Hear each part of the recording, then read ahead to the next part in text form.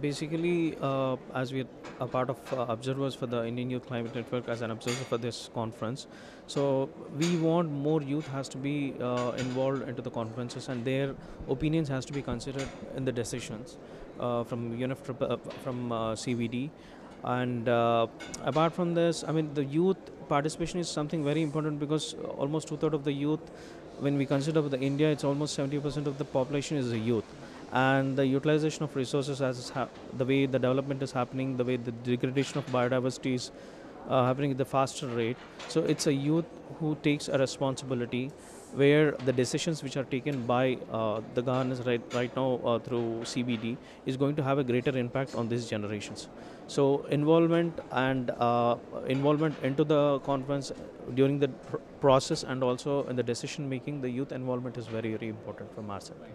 So tell us about the core mission of the Indian Youth Climate Network, and what are the specific activities that you take up? Basically, we work on three levels. Like we work on education is one part where we engage especially the youth, as we are talking. The name itself tells about Indian Youth Climate Network. So engaging youth, especially in the education, we have three categories where it's called as education, the projects, and the policy. In education, we engage them in workshops, training programs, and panel discussions, symposium, film screening, campaigns, and awareness programs. We're reaching the people and make them understand the importance of environment, importance of climate change, and how the climate is changing, and also importance of biodiversity. And the second level is we also do implement the grassroots level projects like water conservation, afforestation program, waste management, energy and carbon audit, which we recently did, doing auditing for the entire building in terms of energy, water, waste, and transport. That how they plays a significant role in the organizations, their emissions. Apart from that, we also doing biodiversity conservation. Like we engage the rural climate fellowship, rural climate change programs, like involving the community people, training them, and how they can conserve their biodiversity within especially in the agriculture sector and the organic farming. So that has multiplied and it has spread to the other villages. And the third category is like the policy tracking. As we engage the youth, people never understand about the policy, and moreover it is only confined to policy makers, but not about the youth. I mean, how their decisions are going to have an impact on the youth. So here we engage the youth into the conventions like UNFCCC, the Climate Change Convention, and also the Convention on Biodiversity, where they can track the negotiations from local level to the national level to the regional level, understanding the policies of the respective country. So tell us about some specific projects that you've taken up in the past, in the recent times. The recent time there are two projects which we did. I mean, the one project is called as energy and carbon audit, where we trained 23 people of students and 23 working professionals, youth professionals in between 18 and 35-year-old.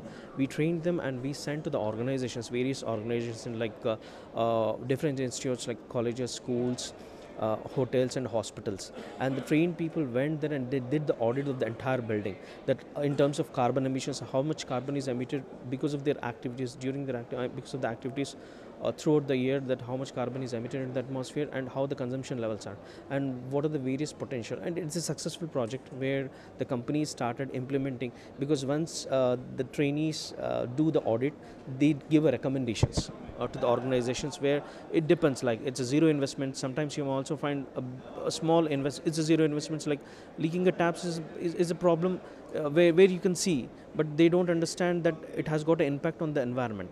So the connecting them, like medium investments and the high investments, like implementing or installing the solar panels and reducing their energy consumption and reducing their carbon emissions. So these type of projects, some of the companies have came forward and start implementing these recommendations into their organizations. And also we had a direct connection with the behavioral attitude of the companies, because eventually the company employees are going to execute and implement, I mean use all the resources. So they have been taught that how it has to be minimized and what their impact carbon footprint on the environment. So these were the basic things which were taught, and it was a successful program. And secondly, we also doing a water conservation program. As I said that I am from Hyderabad, so we have a big problem with the water table.